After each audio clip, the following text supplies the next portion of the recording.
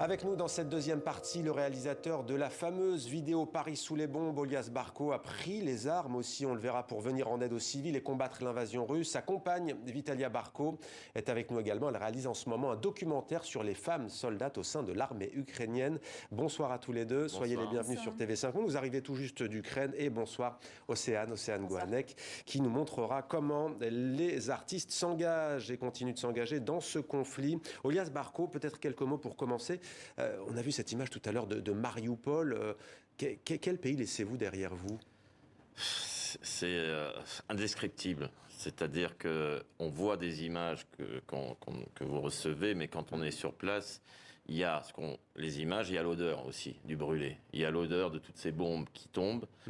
C'est le bruit et l'odeur qui est la pire chose qui peut être vue et sentie. C'est indescriptible. Mais vous, ça fait 8 ans que vous êtes installé en Ukraine. Pour vous, c'était impensable, le scénario de ce que vous vivez ? C'était impensable. On a bien évidemment, comme tout le monde, eu une pression avec ces troupes russes autour. On pensait, comme tout le monde, que c'était une négociation qui devait avoir lieu. Après, de se retrouver, effectivement, le 24, à 4h30 du matin, réveillé par des bombes. On vit à 2 km de l'aéroport Giuliani, de Kiev, qui est le deuxième aéroport de Kiev.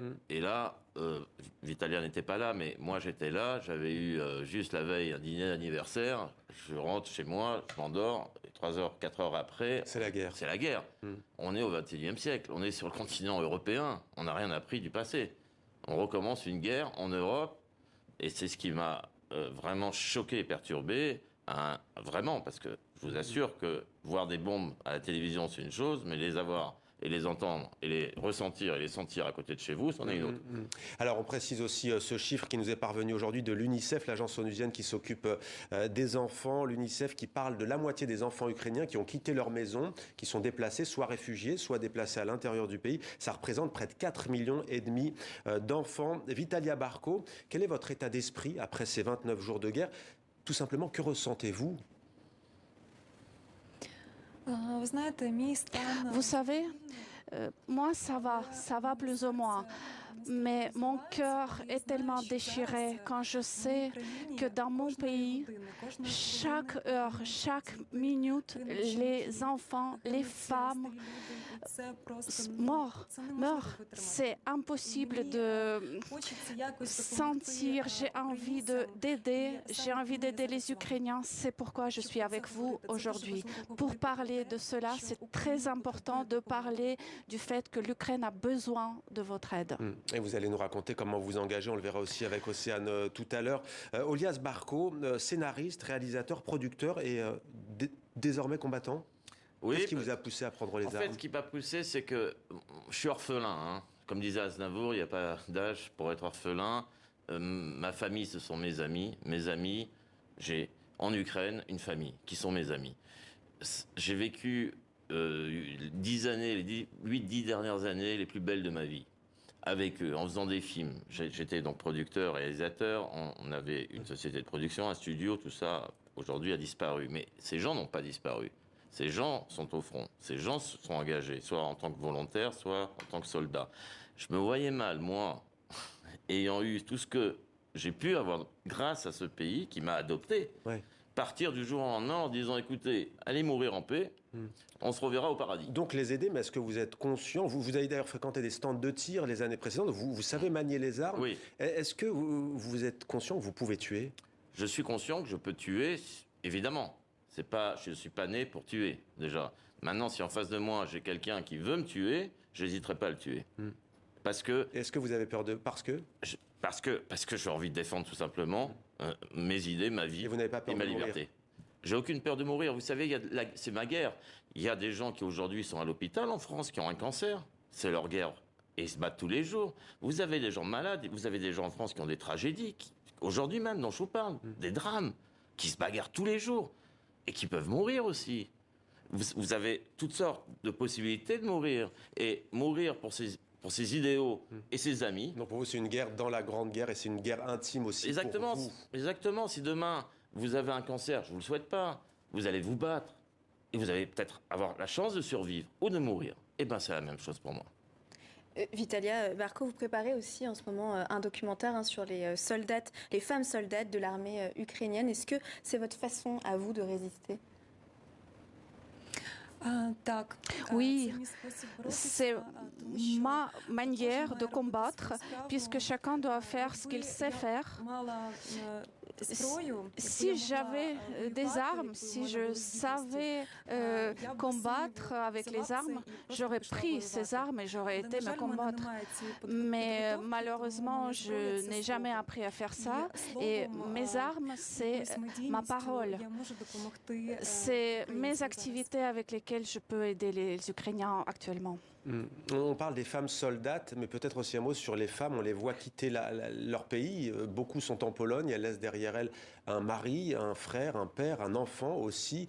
Qu'est-ce que vous aimeriez nous dire aujourd'hui de ces femmes ukrainiennes qui sont souvent d'ailleurs les premières victimes des guerres? Certaines d'ailleurs dans l'exil même sont parfois victimes d'agressions sexuelles, de viols aussi.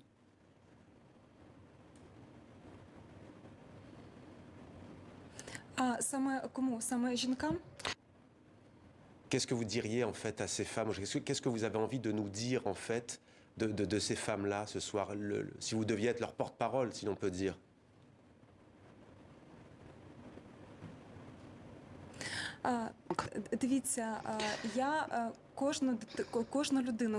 Vous savez, chaque femme, chaque personne, chaque Ukrainienne, je le soutiens.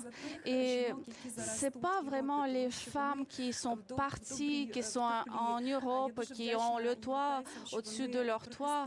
Ce n'est pas d'eux que je voudrais parler, même si je suis très reconnaissante, puisque les Ukrainiens les aident, les ont donné le toit au-dessus de la tête. Mais moi, je m'inquiète vraiment pour les personnes qui restent en Ukraine, qui reçoivent des bombes tous les jours.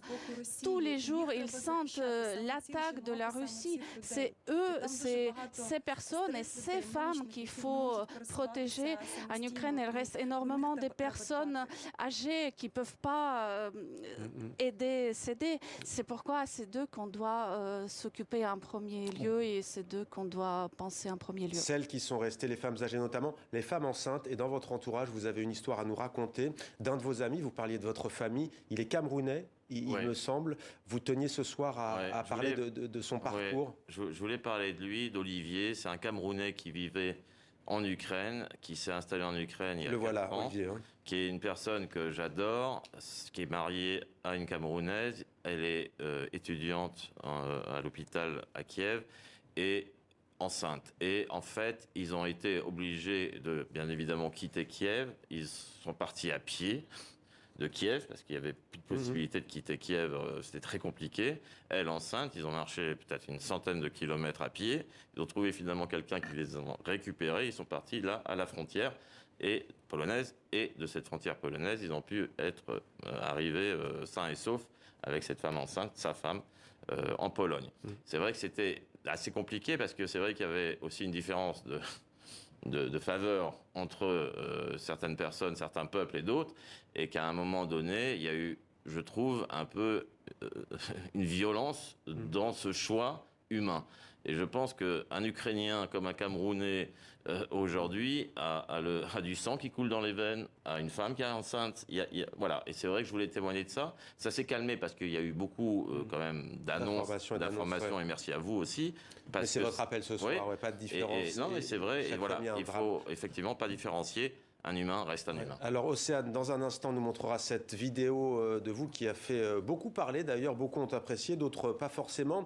Peut-être juste une question en quelques mots. Qu'est-ce que vous attendez de l'OTAN, de l'Europe, du G7 aujourd'hui avec ce grand marathon diplomatique? Écoutez, le problème, c'est que ils sont effectivement, ce qui est bien aujourd'hui, c'est qu'ils sont solidaires tous les uns aux autres. Oui. Ils savent tous les uns aux autres qu'un seul homme aujourd'hui détruit un monde dans lequel on était. Je pense que le monde dans lequel on vivait avant n'est plus et ne sera plus le même. Maintenant, de ce qu'on attend, et c'est pour ça que j'ai fait ce film à ce moment-là, c'était effectivement de fermer ce ciel ukrainien et d'arrêter ce massacre de civils. Je pense que M. Poutine tient un discours complètement de dictateur, c'est devenu complètement insensé, et que je pense qu'en face de lui, il faut avoir ce même discours, et que le discours qu'on a, nous, occidentaux ne correspond pas à ce genre de personnalité qu'est Poutine. Et donc je pense qu'à un moment, c'est un bras de fer qu'il faut avoir parce que de toute façon, à un moment ou à un autre, il nous pourra se revoir, l'OTAN va finir par intervenir d'une façon ou d'une autre. À pousser son avantage. C'est évident, Alors, c'est évident. la C'est vidéo- l'opinion publique à un moment, quand vous allez avoir des villes entières bombardées chimiquement, ce qu'il va s'amuser à faire, et ou peut-être même avec une petite tête ogive, comme il parle de atomiser et d'avoir une ville entière qui disparaisse. On n'en est fort heureusement pas encore là. Mais j'avertis aussi ça, parce que c'est vrai que c'est une réalité qui... Est-ce qu'en 1938, vous pensiez à ce moment-là qu'Hitler allait descendre les Champs-Élysées? Je ne pense pas que vous pensiez à ça. Océane, donc cette vidéo. Pas de souci. Non, c'est pour présenter en effet cette vidéo que beaucoup ont vue sur les réseaux sociaux, qui a beaucoup tourné. Elle a été vue près de 2,5 millions de fois, qui s'appelle Paris sous les bombes et qui montre la capitale française bombardée. On regarde un petit extrait, on en parle juste après. Ouais, c'est...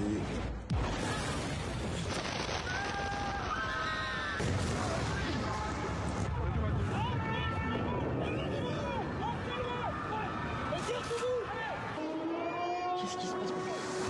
Oh merde. Oh mon Dieu. Viens voir, viens voir.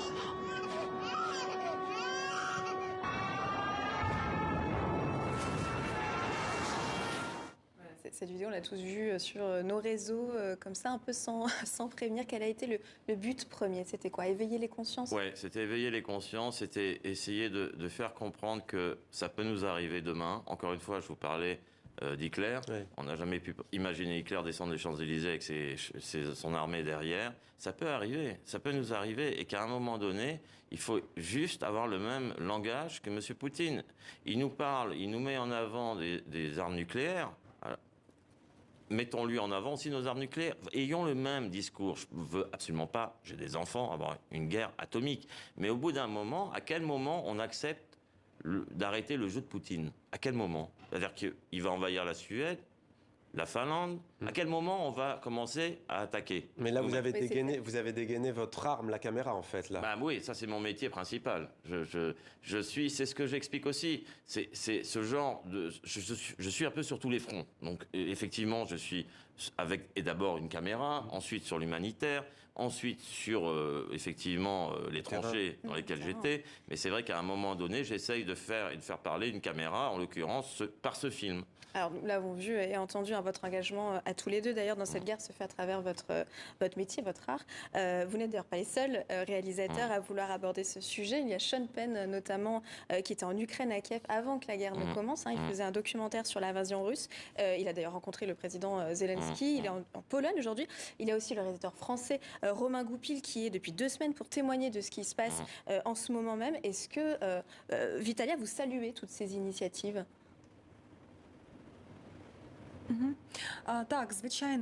Oui, bien sûr. C'est très très important de parler et de dire la vérité, puisque en Russie, ce qui se passe, c'est vraiment horrible. Leur propagande, ce qu'ils montrent à la télé russe, excusez-moi, mais ça va pas du tout. C'est pourquoi c'est très important de dire la vérité. Et le fait que Sean Penn vient en Ukraine, c'est très très courageux. Il faut parler de cela. Il faut que les gens n'aient plus peur, notamment en Russie, et qu'ils regardent les nouvelles véritables. Parce que beaucoup de personnes en Russie sont une sorte de zombies.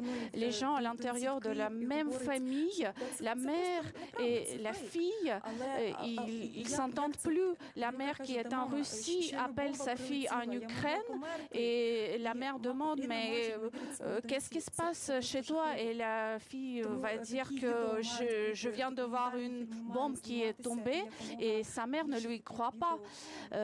C'est terrible, donc je pense qu'il faut qu'il y ait de plus en plus de vidéos de ce type. On va poursuivre cette édition spéciale avec vous, Océane, dans un instant, mais d'abord des 3 urgents qui nous parviennent. La Russie, les États-Unis, pardon, Joe Biden est en train de s'exprimer. Il veut que la Russie soit exclue du G20. Il déclare que l'OTAN n'a jamais été aussi unie et il parle d'un espoir que la Chine ne vienne pas en aide à son allié russe, Vladimir Poutine. Voilà pour cette incise Océane. On poursuit donc avec d'autres artistes engagés. Oui, un autre réalisateur du côté ukrainien, il y a Oleg Sentsov, qui est originaire de Crimée, qui a fait 5 ans de détention en Russie pour ses positions politiques. Et lui, alors, il a décidé de prendre les armes, au contraire, de laisser la caméra. Il dit que qu'il ne veut plus filmer et que son engagement est sur le terrain. Bah, en fait, je suis coproducteur associé de son dernier film, Rhino. D'accord. On se croise assez régulièrement. Et il a une rage, vous imaginez bien, avec ce qu'il a vécu et son passif, qui est plus forte que la mienne. Et effectivement, aujourd'hui, il est aussi sur le front, et que sur le front. Et c'est quelqu'un qui est pour moi une personne vraiment très grande personne. Et comment on passe d'artiste à combattant? Vous savez, quand moi-même, qui était adopté par ce pays, qui est un pays, mais il faut connaître ce pays, qui est un pays tellement joyeux, qui était beau, qui était avenant, qui était un pays de paix. Quand vous êtes, comme moi, adopté déjà et que vous prenez les armes pour essayer de défendre le peu que vous pouvez défendre, avec vos moyens, mais quelqu'un qui vient de ce pays, qui a été dans les geôles de Poutine, et qui se retrouve face encore à Poutine et son armée... La question ne se pose pas. Oui, c'est une évidence. Mais par rapport, je reviens au réalisateur juste rapidement, demandez à Oliver Stone, qui a filmé Poutine, s'il pourrait venir lui-même, Monsieur Oliver Stone, je vous demande de venir en Ukraine et de venir filmer Monsieur Oliver Stone, pas Poutine dans un bureau assis. L'invitation est lancée. Voilà. Monsieur Oliver Stone, je vous invite en Ukraine, venez me voir dans mon bataillon. Alors, je voulais vous montrer une image d'un baryton de l'opéra d'Odessa qui s'est aussi engagé dans l'armée. Regardez ce moment, il chante dans un centre commercial aux côtés des volontaires qui organisent des distributions de nourriture.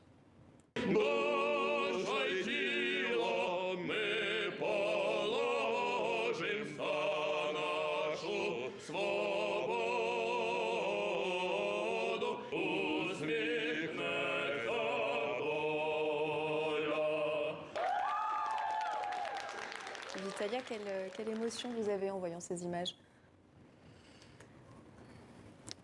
Vous savez, j'aime beaucoup le film Titanic. C'est vraiment mon film préféré.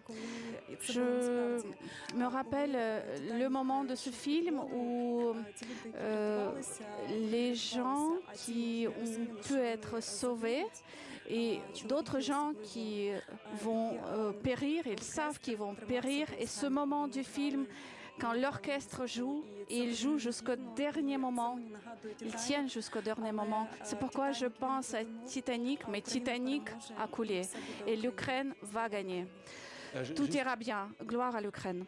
Voilà pour votre message. C'était l'hymne national ukrainien qu'on entendait bien sûr. Juste une question pour finir. Quel est votre avenir maintenant? Vous allez rentrer, vous, lundi prochain en Ukraine, c'est bien ça? Oui, à Lviv et ensuite à Kiev, rejoindre mes compagnons. Et votre épouse reste en France? Elle rentre. Vitalia, vous allez rentrer en Ukraine? Vitalia, vous allez rentrer en Ukraine ou rester en France? Je planifie de revenir en Ukraine puisque je dois terminer mon documentaire et donc je dois être là-bas. Merci beaucoup Vitalia et merci beaucoup à vous. Merci. Océane à la chronique culture. Merci.